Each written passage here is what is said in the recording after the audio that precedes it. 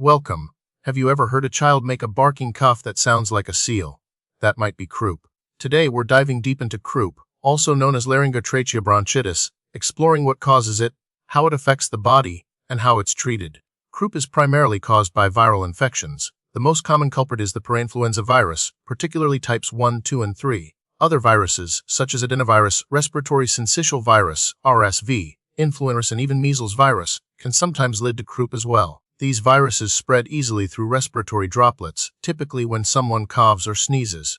Imagine your child's airway as a series of pipes. With croup, the viral infection causes inflammation and swelling, specifically in the larynx, trachea, and bronchi, hence the name laryngotracheobronchitis. This swelling narrows the airway, making it difficult for air to pass through, especially during inhalation. The hallmark barking cough is produced as air is forced through this narrowed passage. Think of it like trying to blow air through a pinched straw. It makes a distinctive, raspy sound. Croup is a common childhood illness, particularly affecting children between 6 months and 3 years old. However, it can occur in children up to around 6 years of age. It's most prevalent during the fall and winter months, which coincides with the peak seasons for respiratory viruses. While generally not life-threatening, croup is a frequent reason for emergency room visits and can cause significant anxiety for parents. The telltale sign of croup is that distinctive barking cough. Other symptoms often include stridor, a high-pitched, whistling sound heard during inhalation, hoarseness, due to the inflammation of the larynx, fever, which may be mild or absent, and a runny nose. The child may also exhibit retractions, where the skin between the ribs or above the sternum pulls inward as they struggle to breathe.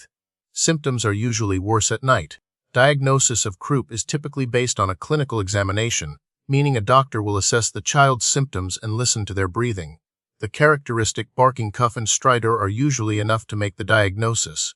In some cases, a doctor might order a chest X-ray to rule out other conditions, such as pneumonia, but this is not routinely necessary.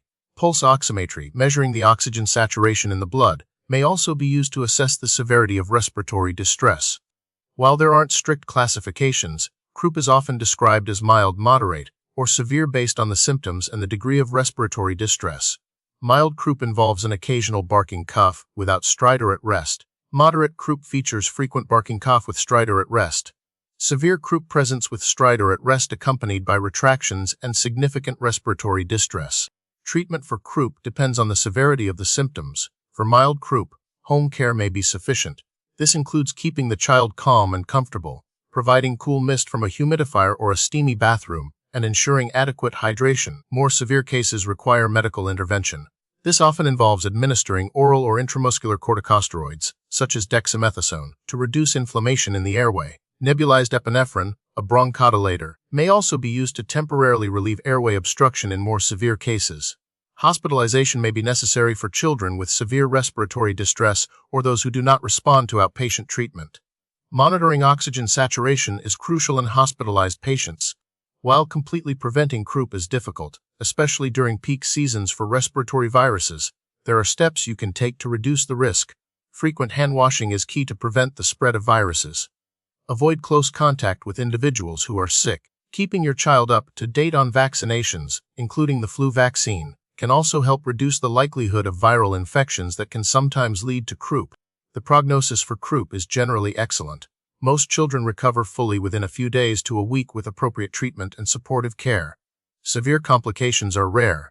Research continues to explore more effective treatments and prevention strategies. Studies are ongoing to evaluate the effectiveness of different corticosteroid regimens and to identify potential antiviral therapies that could target the viruses responsible for causing croup.